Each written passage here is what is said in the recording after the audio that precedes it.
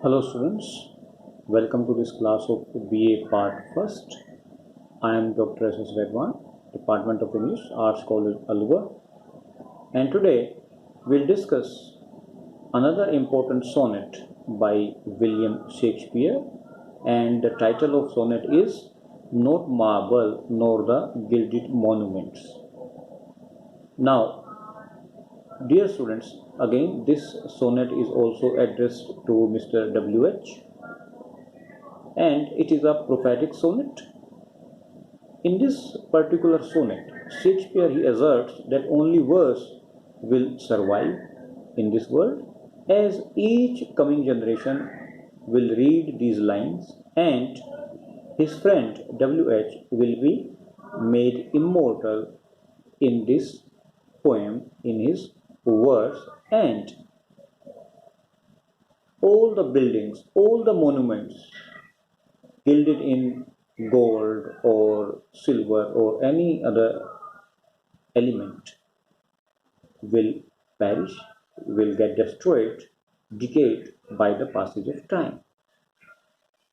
The poem again celebrates the immortality which verse can confirm on human life, and Shakespeare he says that this verse, this poem will defy both time and death, and it will immortalize his friend W.H. So let us discuss the sonnet, Not Marble Nor the Gilded Monuments.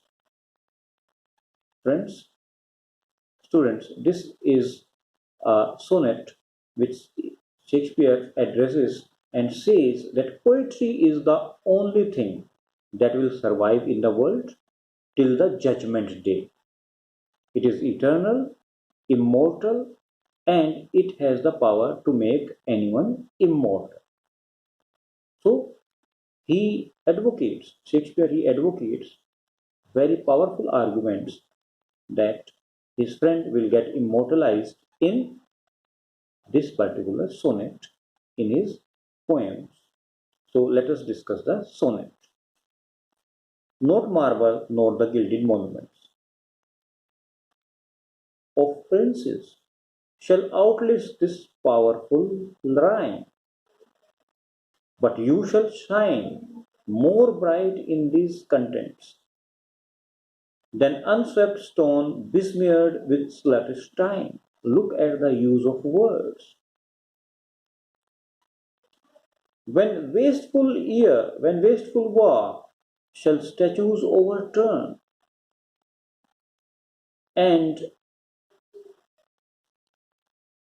broke root out the work of masonry, nor Mars his sword, nor War's quick fire shall burn this living record of your memory.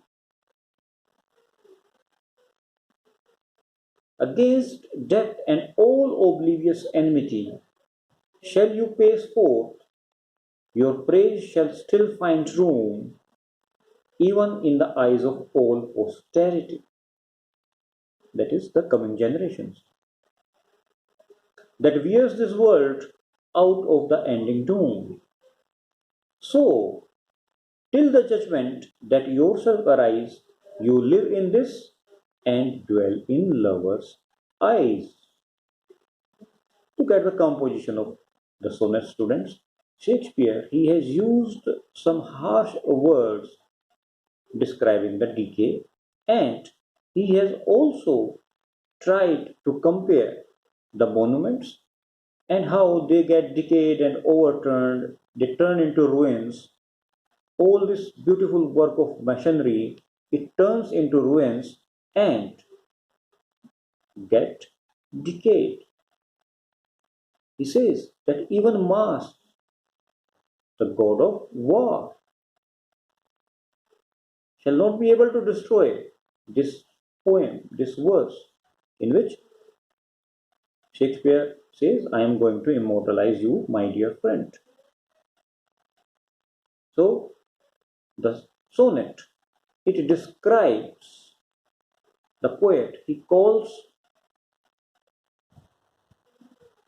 the verse immortal, and he says that even the time sluttish, he addressed time as sluttish. He says because it covers everything with dirt. By the passage of time, all these beautiful palaces, monuments of princes, and they will be besmeared. These gilded monuments, which are covered with gold, they will be defiled, besmeared, and the sluggish time, it will ruin them. All these quarrels and wars, brawls, they will destroy them. And this verse, it cannot be destroyed even by the Roman god of war. That is why Shakespeare says that, oh my dear friend, I will immortalize you in this verse. And addressing this sonnet, Shakespeare says that all these marble monuments gilded in gold, and tombstones of kings, the statues, they will be destroyed by wars and quarrels. But the memory of his friend W.H. will survive in this poem till the day of judgment. Shakespeare says that the worldly grandeur is destroyed in course of time, but poetry is eternal and everlasting.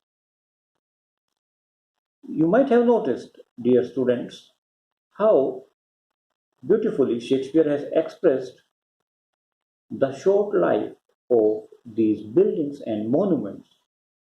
But as we saw in the earlier sonnet, shall I compare thee? Again, in this particular sonnet, not marble, not the gilded monument, Shakespeare asserts that verse is immortal and it will immortalize his friend W.H. If you look at the construction of the sonnet, again, it is the typical Shakespearean sonnet having octave and sestet, and of course, the octave is divided into three quatrains, and we have a final concluding couplet in which we find the solution to the problem, the situation raised in the three quadrants. The rhyming scheme is A B A B C D C D E F E F G G.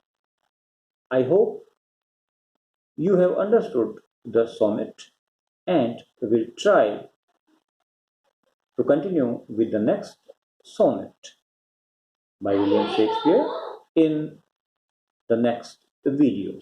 Thank you very much.